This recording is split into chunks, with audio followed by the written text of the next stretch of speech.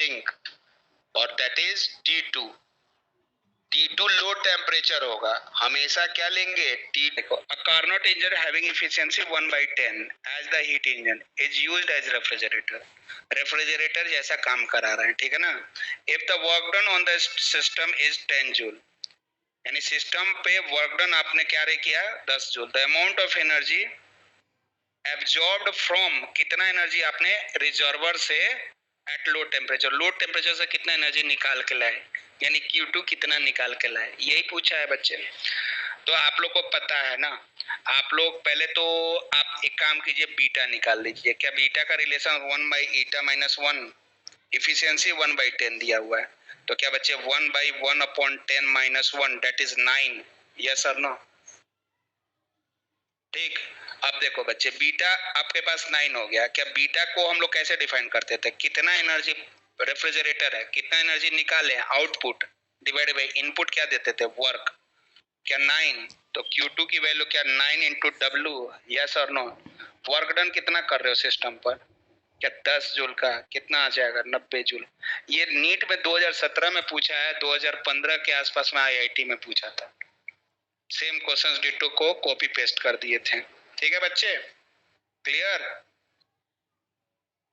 आ गया समझ में? एक रेफ्रिजरेटर है, वर्क किस पे किया जा रहा है, 4 डिग्री सेल्सियस और 30 डिग्री सेल्सियस। मेंस में, एडवांस में मत समझना सर, मेंस में, मेंस का क्वेश्चंस लेवल वही रहता है। It is required for removal of 600 calorie of heat every second. एक सेकेंड में 600 कैलोरी ऑफ एनर्जी को रिमूव कर रहा है। ये जो टेम्परेचर कम होगा क्या वो सिंक होगा, और जो टेम्परेचर ज्यादा होगा क्या वो सोर्स होगा। क्लियर? और 600 कैलोरी हीट को रिजेक्ट कर रहा है एक सेकंड में। तो पूछा है to maintain its temperature, keep the temperature of refrigerator space constant, the power required, कितना वर्क की आवश्यकता पड़ेगी। फिर बताओ बच्चे, क्या आउटपुट हो गया Q2, इनपुट क्या हो गया W, that is beta. Beta को हम लोगों ने क्या पढ़ा था, तो टेम्परेचर के टर्म में लिख दें, क्या T2 डिवाइड बाई W को क्या बच्चे T1 - T2। कोई दिक्कत तो नहीं? ठीक, समझ में आ रहा है? नहीं तो अदरवाइज एक स्टेप और बढ़ा दें अगर फॉर्मूला नहीं याद है तो। अदरवाइज बीटा तो आप तुम लोग को याद नहीं है तो आपको ऐसे भी बढ़ा दो, तोड़ दो बीटा को। क्या बच्चे Q2 डिवाइड बाई W को क्या बच्चे Q1 - Q2 लिखते हैं। अब लिख लो, क्या आसानी से लिख लोगे? बोलो बच्चों। टेम्परेचर डिफरेंस, ध्यान से सुनेंगे इस बात को, जो कैलकुलेशंस में एरर करते हैं बच्चे वो बता रहा हूं। टेम्परेचर डिफरेंस चाहे तुम डिग्री सेल्सियस में बोलो चाहे तुम केल्विन में बोलो, बात एक है, क्योंकि आप लोग delta TC equal to delta T के डिराइव कर चुके हैं। लेकिन इस फॉर्मूला में एब्सोल्यूट टेम्परेचर है, तो जब T2 अगर इंडिविजुअली लिखा है तो केल्विन में ही लिखना होगा। डिग्री सेल्सियस में दिया है तो केल्विन में कन्वर्ट कीजिएगा, अदरवाइज आपका हर बार आंसर गलत आएगा सेम फॉर्मूला से। ठीक है, तो बताओ बच्चे, 600 कैलोरी और 600 कैलोरी एक सेकंड में, तो पर सेकंड की बात करूं तो पर सेकंड डिवाइड कर दिया न्यूमरेटर, कोई दिक्कत नहीं ना। तो क्या ये 600 कैलोरी पर सेकंड, और एक कैलोरी की वैल्यू जूल में कितना होता है, क्या बच्चे 4.2 डब्ल्यू पर सेकंड पूछा है। ठीक, और ये T2 कितनी है, तो T2 है 4 डिग्री सेल्सियस, तो 273 प्लस 4 कितना हो गया, क्या 277 केल्विन, और डिवाइड बाय टेम्परेचर डिफरेंस इसका कोई में करो कोई दिक्कत नहीं है। 30 में से 4 घटाया 26। क्लियर? 26। तो आपका ये W/S कितना आ जाएगा, तो आप ध्यान से देखोगे ये फोर्थ ऑप्शन आ जाएगा। क्लियर कर लीजिएगा, मल्टीप्लाई कीजिएगा, फोर्थ ऑप्शन आ जाएगा। चौथा question, the coefficient of performance of refrigerator is 5 coefficient of performance है, ठीक है ना। बीटा की वैल्यू दी हुई है, ये बीटा हो गया। चले आए नेक्स्ट पे, the temperature inside the refrigerator, क्या बच्चे अंदर का रेफ्रिजरेटर का टेम्परेचर कौन सा टेम्परेचर है, क्या ये T2। The temperature of the surrounding with which it heat, the temperature of the surrounding to which it rejected heat is. बताओ, सराउंडिंग का T2 निकालने के लिए बोला है ना, T1 निकालने के लिए बोला है। तो बीटा की वैल्यू अभी अभी ऊपर फॉर्मूला यूज किए थे, क्या बच्चे T2 divided by T1 minus T2, क्या लिख लिया। अब बताओ T2 की बीटा की वैल्यू 5 दी हुई है और T2 कितना दिया हुआ है -20। -20 को किस में कन्वर्ट करना चाहिए? केल्विन में। केल्विन में कितना हो गया? 273 में से 20 माइनस करोगे तो 253 और टेम्परेचर डिफरेंस मालूम चल जाएगा, डेट इज डेल्टा टी लिख दो, कोई दिक्कत नहीं है। डेल्टा टी डिग्री सेल्सियस में बोलो चाहे केल्विन, बात बराबर है। तो डेल्टा टी की वैल्यू 273 253 बाई 5 कितना हो गया बच्चे? 50.6 51 लिख ले, 51 लिख लो। तो चेंज इन टेम्परेचर 51, चाहे तुम डिग्री सेल्सियस में बोलो चाहे केल्विन में बोलो, बात बराबर। बताओ बच्चे, तो ये T1 चाहिए, T2 कितना था? -20 डिग्री सेल्सियस। क्या -20 डिग्री सेल्सियस क्या बच्चे? 51। तो T1 की वैल्यू कितनी आ जाएगी? ये माइनस माइनस प्लस, फिर से माइनस, क्या बच्चे? 31। आंसर आ गया। कर लेंगे। अब देखिए, a heat engine has efficiency 1/6 when the temperature of the sink is reduced by 62%। क्या सिंक की टेम्परेचर घटाया? सिंक की टेम्परेचर घटाऊंगा तो एफिशिएंसी बढ़ेगा, अभी अभी कंक्लूजन में पढ़ाया था, ठीक। The efficiency is double, efficiency क्या हो जा रही है? दुगुनी हो जा रही है। यानी पहले 1/6 था तो एफिशिएंसी इसका डबल, मतलब 1/3 हो गया। बताओ बच्चे, the temperature of the source. तो दो इक्वेशंस बनाएंगे, दो अननोन लिखेंगे। पहला में 1/6 इक्वल टू 1 माइनस, मान लिया जाए सिंक की टेम्परेचर T2 है और सोर्स की टेम्परेचर T1 है। दूसरा में क्या डबल हो जा रहा है? दैट इज 1/3, 1 माइनस क्या करने पर? सिंक की टेम्परेचर 62 डिग्री घटा रहे हैं बाई T1। क्लियर? यही आएगा। अब देखो, अब क्या निकालना है? T1 की वैल्यू निकालने के लिए बोला है। एक काम करिए, ध्यान से देखने पर इसको तोड़ेंगे तो इसको ऐसे भी लिख सकते हैं ना, 1 माइनस T2 बाई T1, इसको तोड़ दीजिए और ये क्या बचे? 62 बाई T1। ये वाली वैल्यू इस इक्वेशन से डायरेक्ट दी हुई है कि नहीं? इसको तोड़ दीजिए तो ये हो गई, क्या बचे? ये 1/6, 1/6 को 1/3 से घटाओगे तो क्या बचे? 1/6। तो ये 1/6 62 बाई T1। क्लियर? तो T1 की वैल्यू कितनी हो गई? 62 इंटू 6, दैट इज 36 12 372 डिग्री। 372 किस में? तो केल्विन में बनेगा। 372 केल्विन। तो डिग्री सेल्सियस में बताओ, तो 99 डिग्री सेल्सियस, यस और नो? 99 degree Celsius. क्लियर? तो ये केल्विन में, तो इसलिए T1 की वैल्यू आपको 99 केल्विन। क्लियर? आ गया समझ में? हो गया ना? कंप्लीट। बताओ, इस पे ज्यादा से ज्यादा फोकस करेंगे एफिशिएंसी कैलकुलेशन पर। पहले ही बता दे रहा हूं कि नीट में पूछेगा ही पूछेगा, ये क्वेश्चंस पक्का रहता है, अच्छे से ढंग से बनाकर रखेंगे। कार्नोट इंजन, कुछ कार्नोट इंजन है 300 kelvin, efficiency 40%। By how much should the temperature of the source is increased so that the efficiency is its efficiency 50% of its original value। Original efficiency का 50% इंक्रीज कर जाए, 50% increase कर जाए। ध्यान से समझेंगे। तो पहले कितना था? 40%। 40% दैट इज 2/5। 1 माइनस, क्या बच्चे? सिंक की टेम्परेचर 300 केल्विन, क्या बच्चे? 300 डिवाइडेड बाई T1। अब देखो, 2/5 का 50% और इंक्रीज कर जाए तो क्या बच्चे? 2/5 प्लस 50% ऑफ दिस, क्या 2/5 ऑफ 1/2? सोच पा रहे हो? इसका 50% इंक्रीज किया है तो 2/5 तो था ही, और उसका 50% क्या हो गया? 1/5 ना, 2/5 का। क्लियर? 1 माइनस 1 माइनस, क्या बच्चे? सिंक का टेम्परेचर वही है। अब क्या कर रहे हो इसके लिए? सोर्स के टेम्परेचर को बढ़ा रहे हो।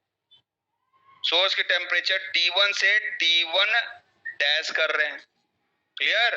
तो बताएंगे बच्चे इस इक्वेशन से, इसको इस पर ले गए तो 300 बाई T1, क्या बच्चे? इसको माइनस किया 3/5 है ना, तो ये 100 और ये T1 कितनी वैल्यू आ गई? क्या 500?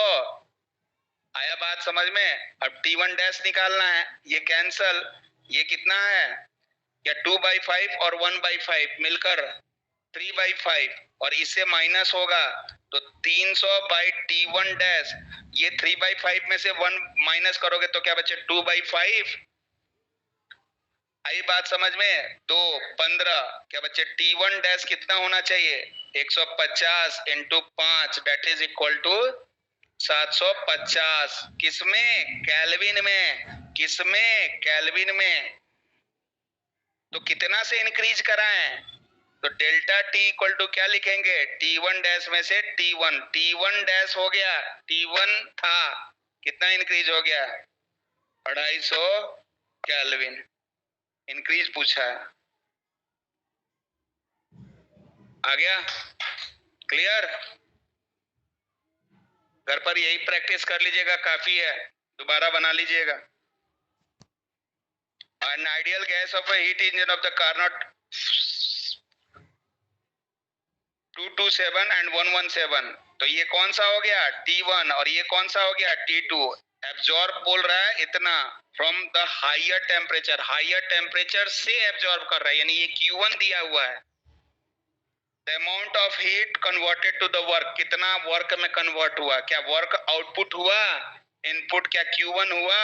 एफिशिएंसी इसी को कहते हैं, बताएं एफिशिएंसी कैसे निकलता है? 1/T2/T1।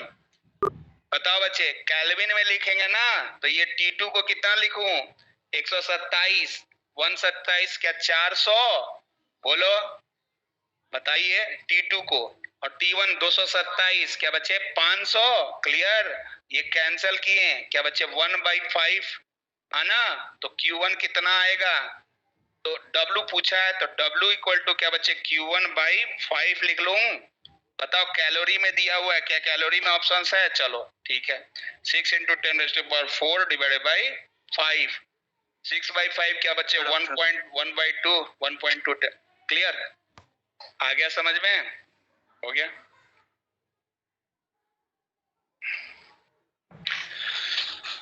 An ideal gas cyclic thermodynamics process, amount of a heat of the substance Q1, Q2, Q3, Q4, the efficiency। बताओ बच्चे, Q पॉजिटिव का मैग्नीट्यूड कितना?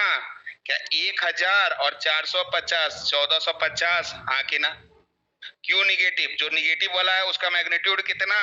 800 और 200 क्या बच्चे? 1000।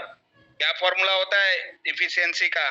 एफिशिएंसी क्या बच्चे? 1/Q negative. फॉर्मूला लिखवाया है, बताया है इसको, और परसेंटेज में देना है तो क्या 100 से मल्टीप्लाई करना होगा? 1 माइनस 1000 डिवाइडेड बाई 1450 क्या बच्चे? ये 45 डिवाइडेड बाई 145 इंटू 100। क्लियर? अब ये कितना आ जाएगा बच्चे? ओ 31%। ठीक है, चलिए हो गया। ये था आपका, ये सब चीज हम लोगों ने पढ़ लिया है। चलिए कुछ कुछ चीज को जान जाते हैं। थ्योरेटिकल चीज है और याद करना है, बस उसको याद रखना है। हाँ बोलिए। सर इस चैप्टर से कितने क्वेश्चन आते हैं? Quasi static process. What is quasi static process? क्या? हाँ, दैट प्रोसेस बेसिकली धीरे धीरे होता है। आप समझिए बच्चे, यहाँ पर समझिए, सुने बच्चों, एक टर्म होती है जिसको हम लोग बोलते हैं थर्मोडायनेमिक इक्विलिब्रियम। इक्विलिब्रियम, ठीक है ना? Thermodynamic equilibrium. अब बताओ बच्चे, आप लोग पढ़े हो थर्मल इक्विलिब्रियम, आपने पढ़े हैं मैकेनिकल इक्विलिब्रियम, आपने पढ़े हैं केमिस्ट्री में केमिकल इक्विलिब्रियम। तो व्हाट इज थर्मोडायनेमिक इक्विलिब्रियम? बोलो बच्चे। सुने, थर्मोडायनेमिक इक्विलिब्रियम वो इक्विलिब्रियम होती है कि कोई भी बॉडी तीनों इक्विलिब्रियम को एग्जिस्टिंग करे, ऐसे चीज को हम लोग क्या बोलते हैं? Thermodynamic equilibrium. मतलब thermodynamic mechanical equilibrium as well as thermal equilibrium as well as chemical equilibrium। Clear? If all the equilibrium coexisting, then the body is said to be thermodynamic equilibrium। ये सबसे बड़ा वाला इक्विलिब्रियम है। अब mechanical equilibrium में क्या पढ़ते थे आप लोग? क्या ट्रांसलेशनल इक्विलिब्रियम और दूसरा क्या बच्चे? Rotational equilibrium. थर्मल इक्विलिब्रियम में क्या बच्चे? टेम्परेचर सेम और net heat exchange delta Q net की वैल्यू क्या होती थी? 0। और केमिकल इक्विलिब्रियम आप लोग हमसे ज्यादा बेहतर जानते हैं, A + B = C + D या ऐसा। यही बोलते हो, if all the equilibrium for the system are coexisting then the body is said to be in thermodynamic equilibrium. Clear है, बात समझ में आई? अब देखो, इस थर्मोडायनेमिक इक्विलिब्रियम होने के लिए प्रोसेस मस्ट बी धीरे धीरे वाला। क्योंकि आप लोग पढ़े भी हैं मैकेनिकल इक्विलिब्रियम में कि स्लोली स्लोली मूव कराने पर वो क्या होता है, एक्सेलरेट नहीं होता है। एक्सेलरेशन जीरो होगा या टॉर्क जीरो होगा तभी तो translational as well as rotational होगा। तो the process is very slow in nature, the process is very slow in nature, वो क्लोज टू थर्मोडायनेमिक इक्विलिब्रियम होता है। तो इसीलिए उसको क्वासी स्टैटिक है, स्टैटिक मतलब रुका हुआ, धीरे धीरे प्रोसेस को कहते हैं। तो an idealised process in which for every stage, किसी भी स्टेज पर, for every stage in the is in equilibrium state. कहने का मतलब आप किसी भी ग्राफ को आप समझो, ये पी वी है ग्राफ और कोई भी आर्बिट्री कर्व ले लिया, सपोज ये हो गया, मैंने स्मूथ बनाया। कहने का मतलब इस पार्टिकुलर कोऑर्डिनेट पर थर्मोडायनेमिक कोऑर्डिनेट है पी वी और टेम्परेचर टी है। क्या इस पार्टिकुलर पर अगर यहाँ पर P1 V1 T1 लिखूं तो यहाँ पर क्या लिख रहा हूं, P2 V2 T2। क्या हर एक जगह पर वेल डिफाइंड है? ऐसा नहीं है कि रैंडम है। तो जब आप सिस्टम को चेंज करते हो, एक जगह से दूसरी जगह ले जाते हो, यहां से यहां ले जा सकते हो, तो होता क्या है कि उसको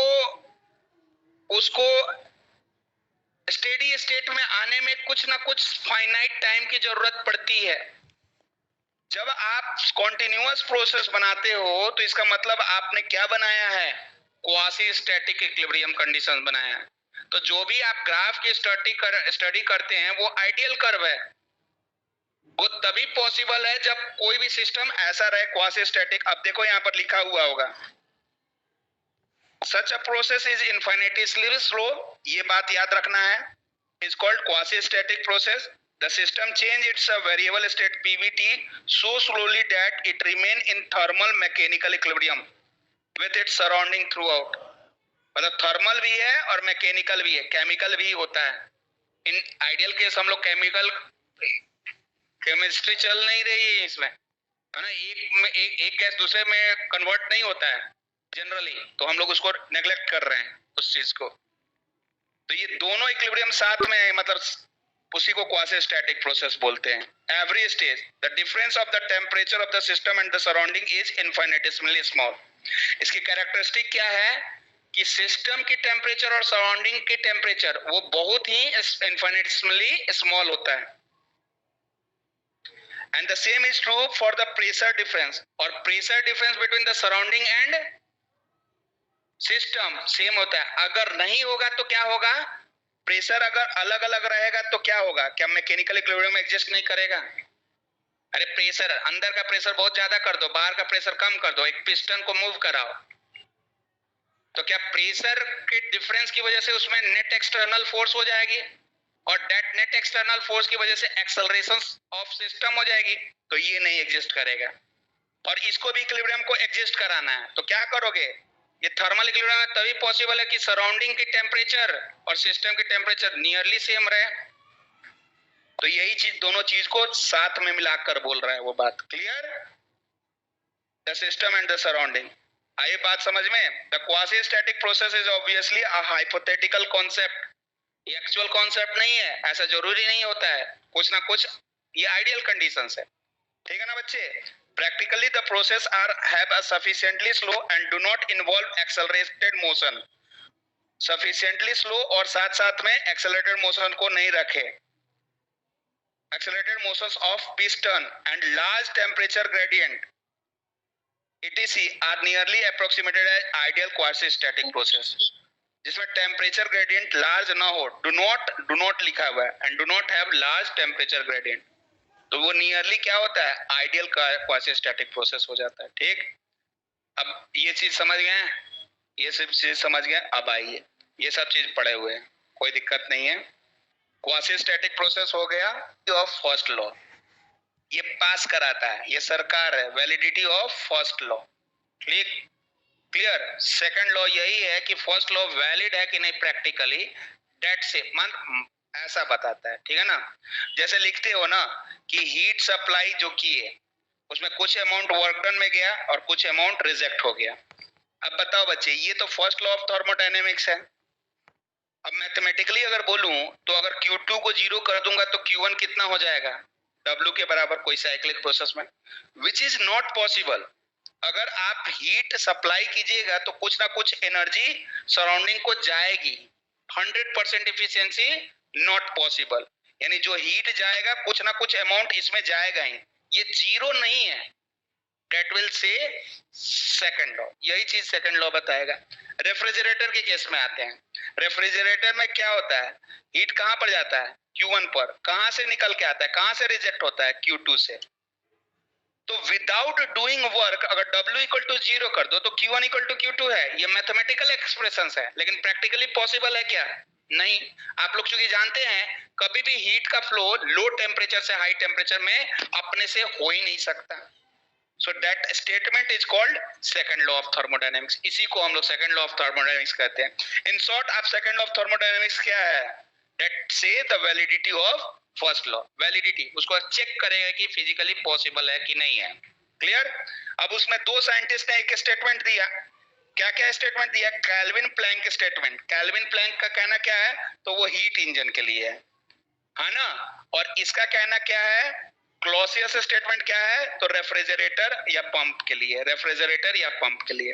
according to this, no process is possible whose sole result is absorption of heat from the reservoir and complete conversion of heat into work। मतलब कोई प्रोसेस ऐसा पॉसिबल नहीं है जिसका सोल रिजल्ट क्या है कि हीट को एब्जॉर्ब करे और पूरा का पूरा वर्क डन में कर ले। क्लियर, यही तो लिख रहा हूं मैथमेटिक्स से। और क्लॉसियस स्टेटमेंट क्या है बच्चे, no process is possible which sole result is transfer of a heat from the colder object to the hotter object. ये भी ठीक है। क्लियर हो गया स्टेटमेंट आप लोग को, बताइए। Clear, it can be transferred back in the opposite directions in such a way that the system passes through exactly the same conditions at every step in the reverse process and as the direct process। क्या बोल रहा है, reversible process, ऐसा process समझ जाओ कि उसको retrace कर सकते हो। अब रिट्रेस तभी कर सकते हो, बताओ बच्चे, ये पीवी डायग्राम है ना। अगर मुझे यहां से यहां जाना है, मान लो कि ये चीज है, ये एक पाथ है ए से बी। अब मैं रिट्रेस करना चाहता हूं, तो रिट्रेस करना चाहता हूं तो बेसिकली मैं यहां से यहां आना चाहता हूं। अगर सेम पाथ अगर फॉलो कर रहे हो तो क्या एनर्जी का लॉस है, नहीं ना। अदरवाइज एनर्जी का लॉस रहता तो पाथ अलग हो जाता।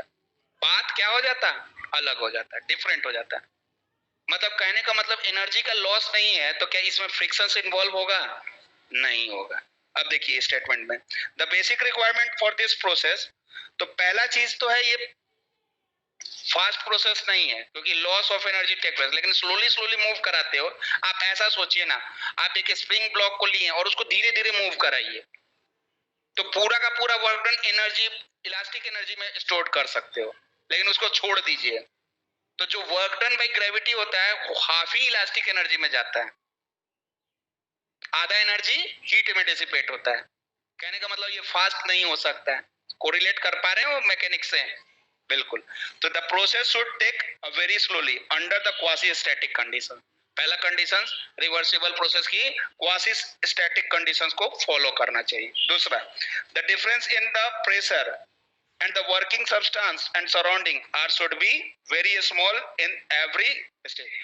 अब आपको समझ में आ रहा है ना कि ये थर्मोडायनेमिक इक्विलिब्रियम में है। कहने का मतलब इन शॉर्ट ये दोनों के दोनों स्टेटमेंट कहां से लिए गए हैं, थर्मोडायनेमिक इक्विलिब्रियम से लिए गए हैं। दोनों ही के दोनों चीज तो वही चीज बोल रहा है भाई, थर्मल इक्विलिब्रियम और translational equilibrium, sorry mechanical equilibrium को एग्जिस्ट करे, तो ये दोनों स्टेटमेंट वही से हैं। तीसरा, ये तभी पॉसिबल है ना, there should be no friction, क्योंकि फ्रिक्शन क्या करेगा, एनर्जी डिसिपेट कर देगा सराउंडिंग में, वापस नहीं आ पाएगा। क्लियर। और फ्रिक्शन होने की वजह से, अगर नहीं फ्रिक्शन से तो नो लॉस ऑफ एनर्जी। ये तो दोनों तो फालतू में स्टेप्स हैं। Clear. On the other hand, irreversible process may be defined as the process in which the system cannot be retraced its initial state. Retrace नहीं करेगा, वहां जा सकता है लेकिन रिट्रेस नहीं करेगा. Diffusion of a two different gas exchange the heat between the two body at a different temperature work against the frictions are the few example of irreversible process. ये सब irreversible process है. Diffusion of different gas example के तौर पर याद रखें. In reality, the process cannot be reversible exactly.